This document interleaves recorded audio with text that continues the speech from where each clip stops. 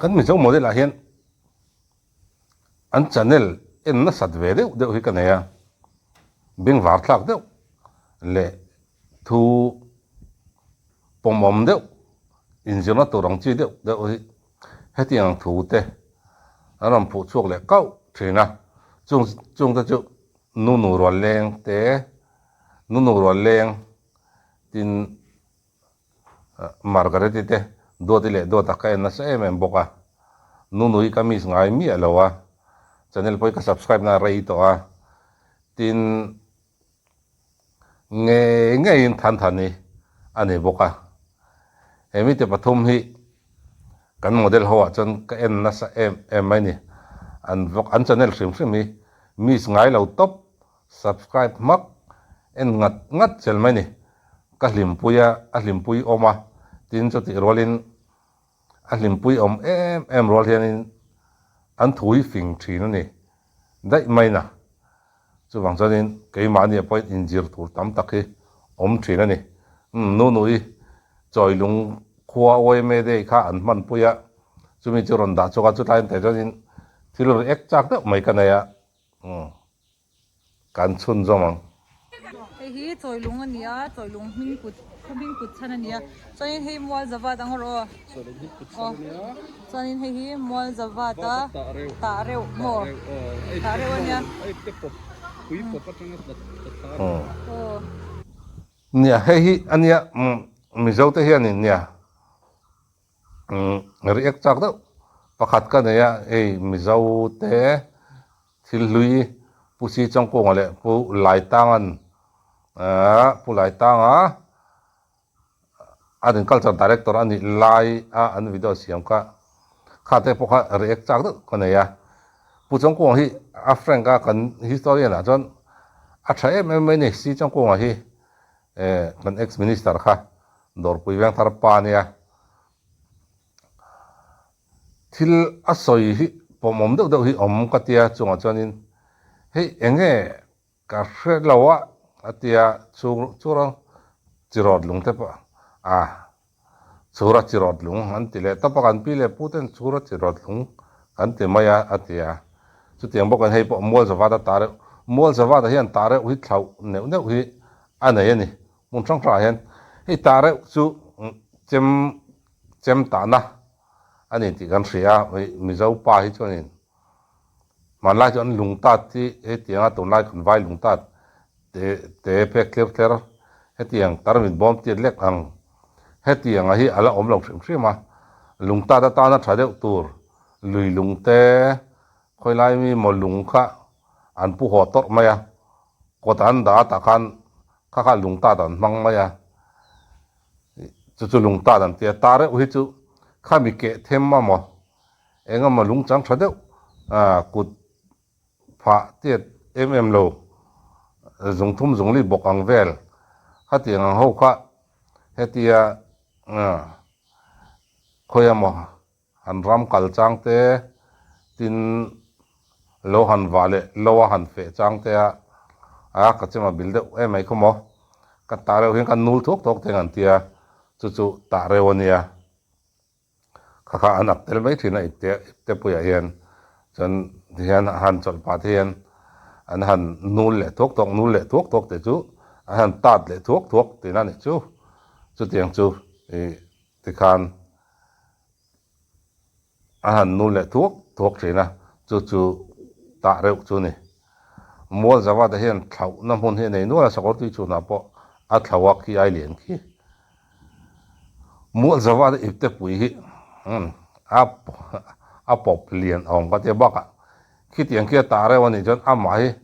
an palian om rem he ka tia ngon nakina nu i ron thunga at tiet te nan aron lang dona nu hi fing ve tlat thin tiang hianin mismat mi intelligent de mayan ni je he alang chiang thina aron thua ko a tiet thiet na tia kan endona ka soi du zok taka chu ne kan historian te amo nia thua kan in lan chon kan pile puten mo zawa ta tare te kan te mai thina khi a tare oni jan ama hi an lian om mai hi ka tia a thlan te khoi ange omong ro hi han mu tai la ama hi fit som ni don chu a chebra fit som ni bor vel hi chu ani sim mi rin ama tare wa pok hi tiang mang the tare te ja kan tu ta ken nom tok mai khatiang khan ani tare te chu a tare khau na hi a om nok ani tin chen khatin ai te puya antia adi te pui popatang antia chen khatin asamim kuwa tanga tla ten tia mundanga chuan heta hi chuan hei choi lunga hi chuanin ai te pui atangin ai te pui popatangin antia en photang atia shadan kha he milaw hai nu nui kin na kati le khau thina lian ani nu nui pum ni tiat vel Hilam pang hi atta na o kat na lai khan ya ma sem ta na Jim tan po I khua ra ti Asia helai taki mang thiam bi kan ya te mong ko kat la mai kian chem he ta thin ti rian reng mai ni turangai la alu panu be ya jalom choi lung hi choi lung hing put san ania ai cấp bay lâu quý sẽ kế tai ta ka te he ne ka choi chin chak ke jeng jang nge ni hei man lai kan pi le pu te chuan khot ti na hianin choi lung hian nei ni kha khan an khua kha eng ang nge an ni ti an lan tir na pakhat ania chan chu mi chak eng anga mi chak ngen nei an kho choi lung kha len viau chuan an khua khan mi chak lu tu oma buan fiam han zolbuka han khwal buan te amo khatiang te po kha han mi khwal na kan an se pha tau thin ni an va chakom em ten tia choi lung hi liana kan tlang wal chak ber hian a khup khenga choi thei chumi chona kong khenga choi thei chumi chona om khenga choi thei kan buan chak hi chona chip chuak ke na choi kang thei ti te ani thina ka tiang chip chuak ka choi kang thei pe ka chu mi khwal tang kha jan han buan kha ngam om lo em mai thin ni kho sual de on lo ni pe jan an vor na ka nga bo bel lama mo zon buk na bangpor pop in an vor amo chuata an keu thadop amo khani dona no pur em mai thin ni mei chia pe chanin a choi ena po he nen lo rim ma an choi zo don lo ti hin sa chianga khai nu dui ka du em ka choi chin chak thlat han ti mi zo ka sia ta changa ma kan history atanga han chui thak char mei che choi lung choi chak om chun ka riat de ka mu ala ne ve tat mai ve la niang chu la hian ni don mi ka toi chin cha ti chaka ka jes de hain har sa ma se lai tak te ka dress ne hian in min lo te nia han ti tak se choi lung ki a choi zo nge ka ringa chan chu nuin te workout tra fita kan sia gas bur pa zak ze nol maya khatiang chi khania chuwang chen a mel ena anu na pa anat em angai hian na hi ama soidanin ama pa da soita hi hemi a video no description ai link ka da lo va nge ma ula hemi ma chen choi lung wei me den man poi in bot sai na vela khan asoi kan chung ko chonin me chele mi pati tur om san palem lo wa arem chang in kan hun ne ang in thili kan te mai thina te tiang khop a chung ko inen kol le discipline tra kan ne chuwang chan ngai san om hi ka ti thina nu noi chu kan model la tho wa chon ka ngai san em te si ngami ni hey atia chat na le thau hey atia chuan hei hi choi lung lal usiliana sai lo usiliana sai lo ka ti chin te khat kar ek du chan chu hei nu in choi lung choi tum mi zo mai che chon choi lung choi tum om chun นี่อินกันละริงอ่ะฉันจะไปเชียนจอยลงจอยที่อาตินสินะเฮียนตินง่ายเราฟิมใช่ไหมกันปีเล็บพูดแต่หัวหน้าไปจนนี้ไม่เชียนเราวัดตุ้มเสมอยเราวันไหนตัวรันนี่ต่ออันนี้อามาราจูตัวหนวดจนนี้ไม่เชียนเลยมันไปอินเทียนนั่นเต้ขัดยังเต้อาบูนั่นสัตว์อ่ะตินอินเอ้ยเอ็นสันนั่นตัวรังสีเองมั้งมาเตปกันเสียทีมตัวไม่ใช่ดินมุนปออารอนสังเจ้าอกตัวจงอาจจะทิลมวยเราปนในตัวเราวะหันจอยกังไทยชินเงี้ยเสกันติดแต่แรงเนี่ยที่อันนี้เนี่ยอันเดสเนี่ยกันอาเจียเราเวียวะนู่นจะนั่นเลยหมูนมเทไม่ใช่เตียงทิลลิมอมเดียวเองมั้งอังจีฮิรันในที่น่ะลิมอมเทก็ไปเดี๋ยวสุดสัปดาห์นี้ก็ใส่ตัวหันลิงกระดาษลูว่าเอ็นเวงไงรู้ subscribe เราไปจนว่า subscribe เรามันลาทิลตุกให้ทิลเบ่งวาร์ทักดึกเตะเละอันสุกไปนั่นก็ดานะสวยเตะค่ะอัตราฮิกเตียตุนลายกันนู่นเละป้าเตะเฮียนินกันฟ้าเตะเอ็นก็นั้นเตะเฮียนมังอีละตีเตะกัดตีงอยทีนะอัตราลุตุกเซียลบนท็อปอันนี้ไหมอันสุกไปไก่ฟอยดันเตะวันนี้แค่ยังไงตัวนั้นพอนู่นเละอันเอาเต็นระเบิดกับช้าเอ็นกิมาอันลักกัลปุยขัดยังคันอันซุ่มกว่าอันนี้เนี่ยละนี่ทีเสียนงอยเฮ็ดอย่างนี้หมู่อันนอนชินก็ตี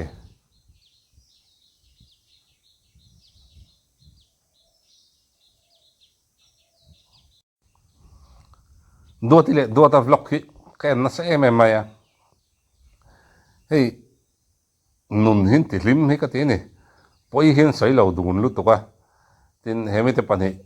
อินง่ายจงให้มิจรามินง่ายจงตัวจงตัว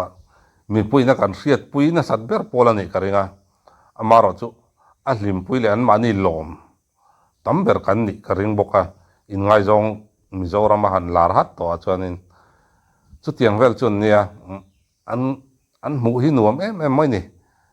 ตินมาร์การ์เรติลาฮิตัวที่ลาฮิเนี่ยกันเสียดังอินบาร์มามีเนี่ยรัลลานันเนี่ย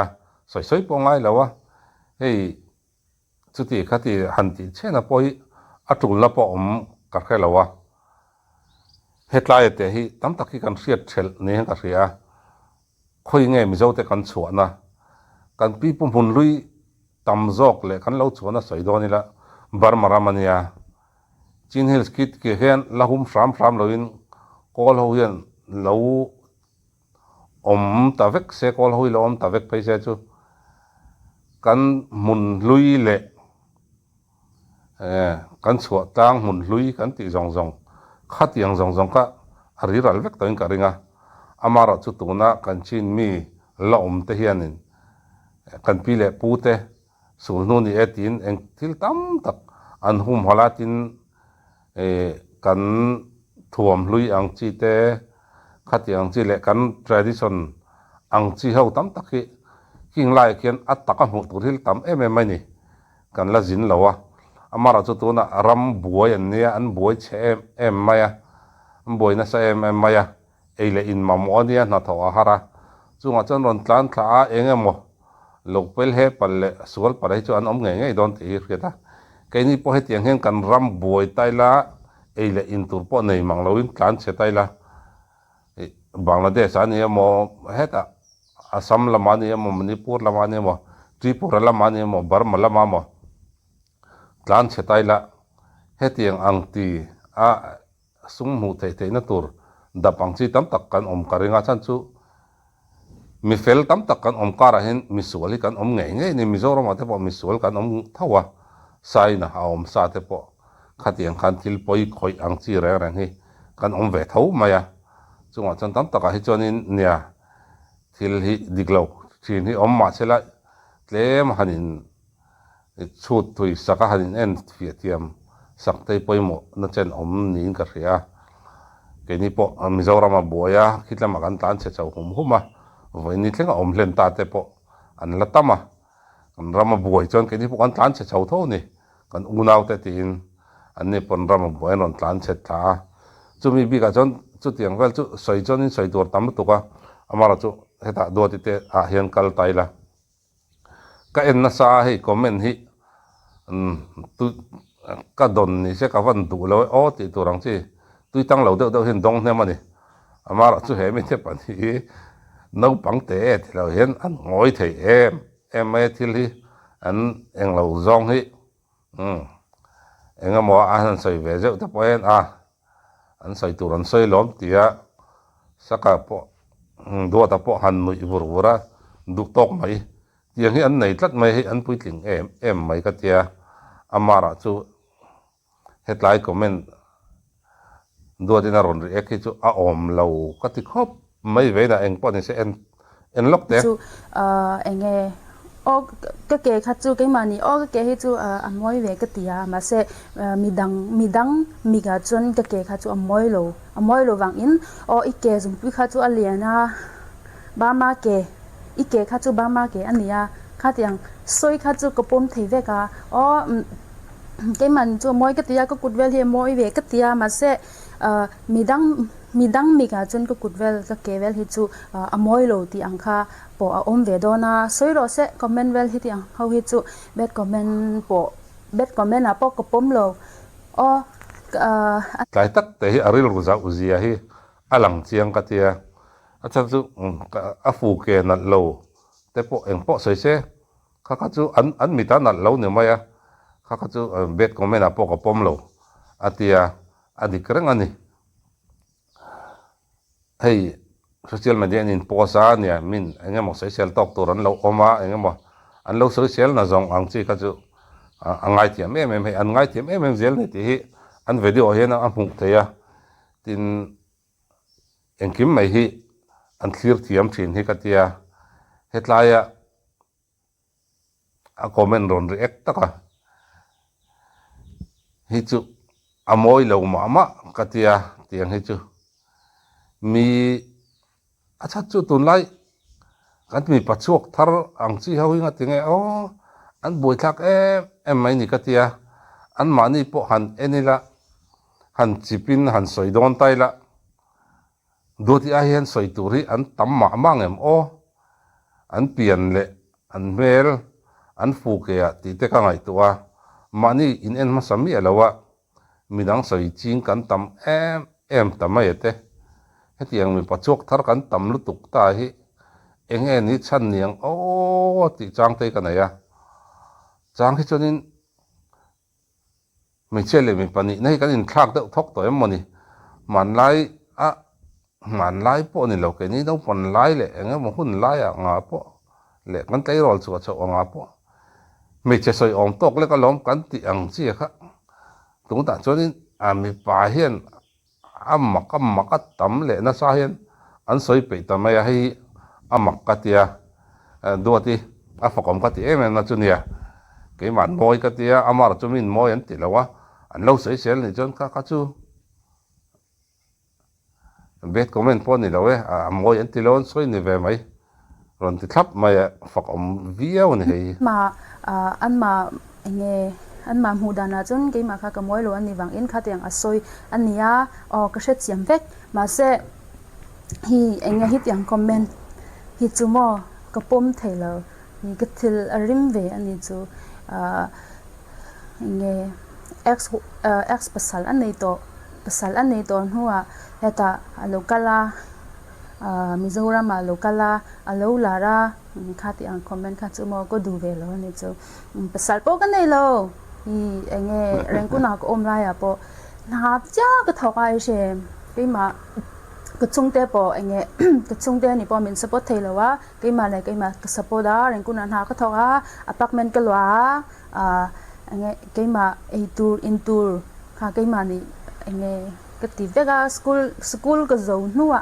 university ka zo nuwa ke ma pesain ke ma kha ko om theya ni ka nu le ka pa po en kol theve ya pachin zara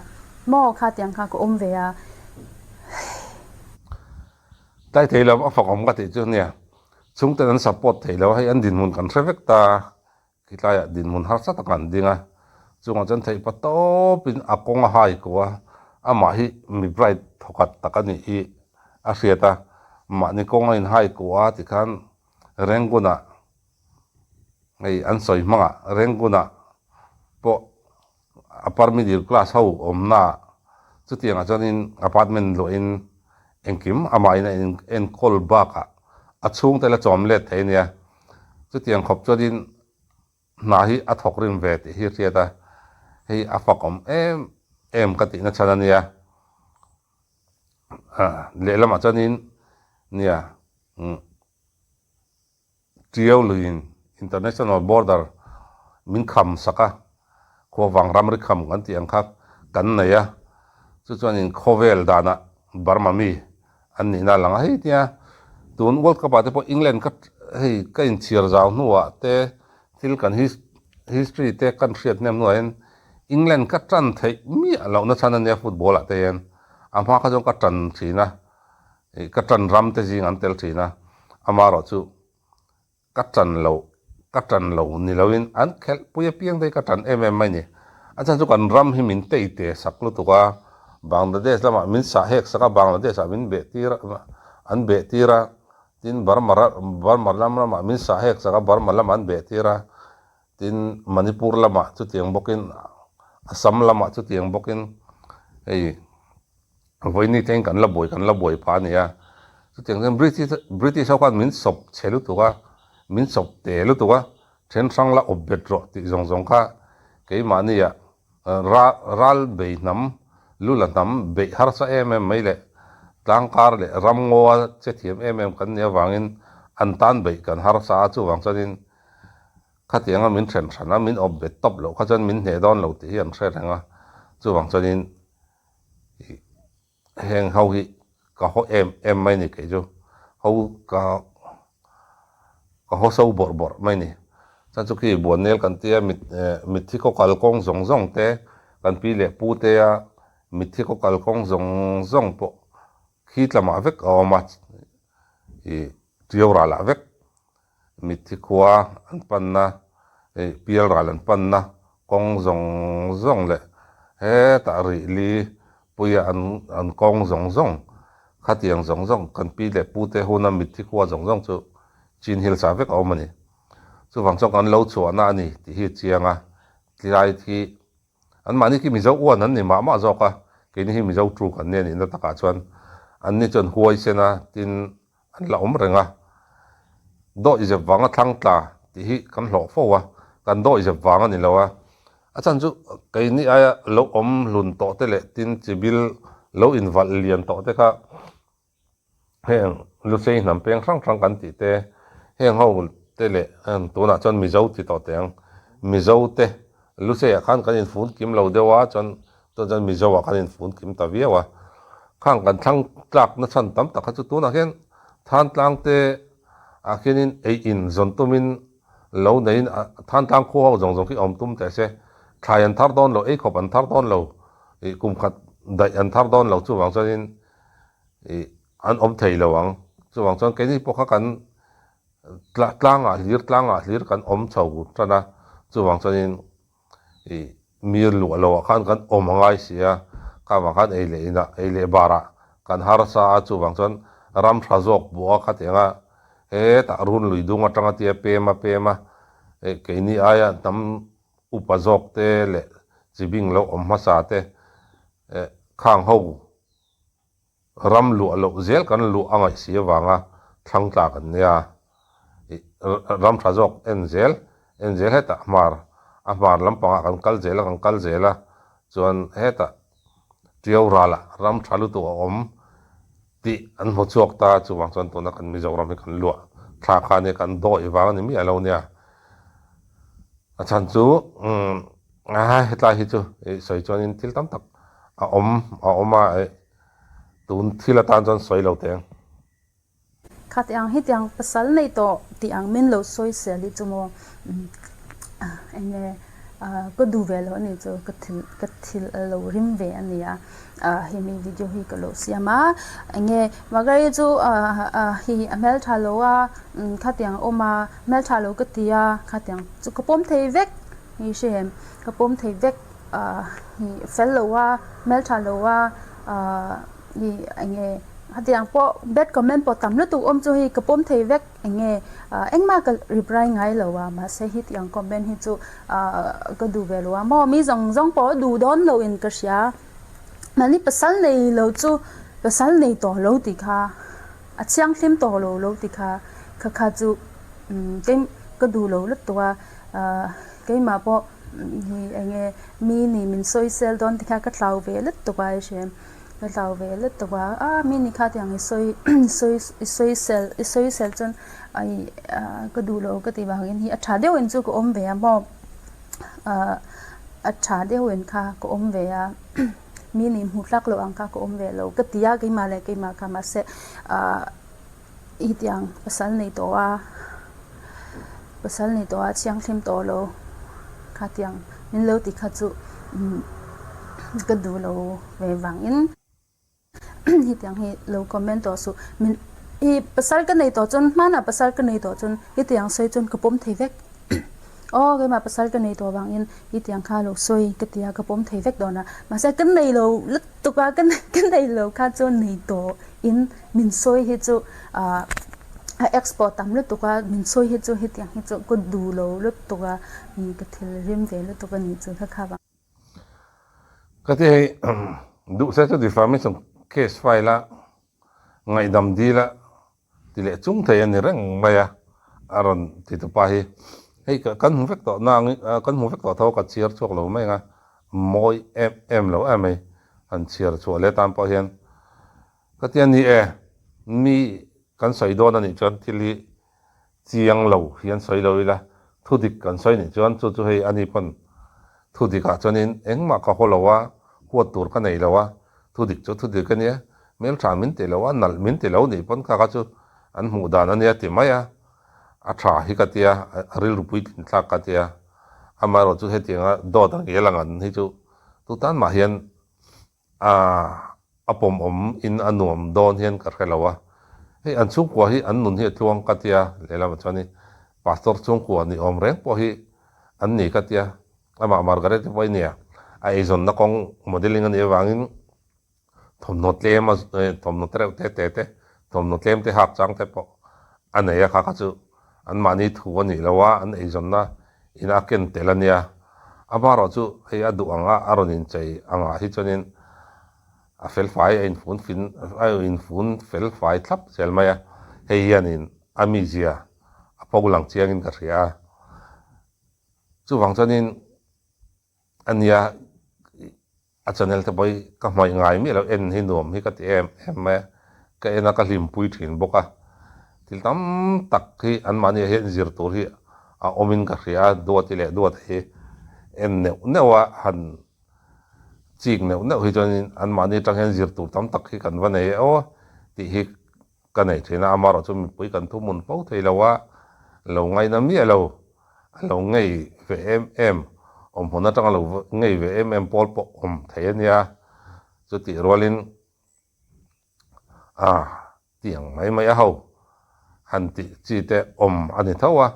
tam takin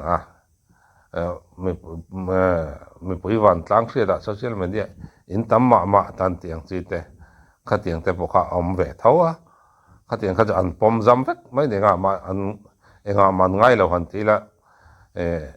ne min an ngai da dan soi ni maya chu wang chonin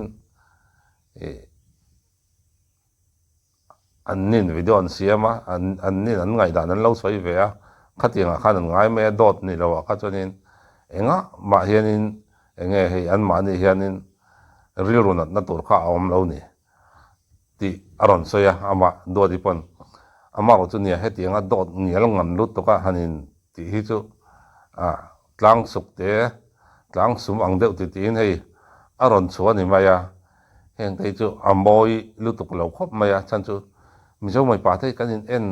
hi awangai na sai katia social media hi kan mang na sa kan mang thiam lo kan ti don nge man dan kan thiam lo kan ti jok don kan mang thiam amaro chu aman dan tak kan thiam lutuk lo em ngoni ti te ka ngai tua kan phone chu smart ke mani kan smart chi lo deuh thinem ti te ka ngai to thina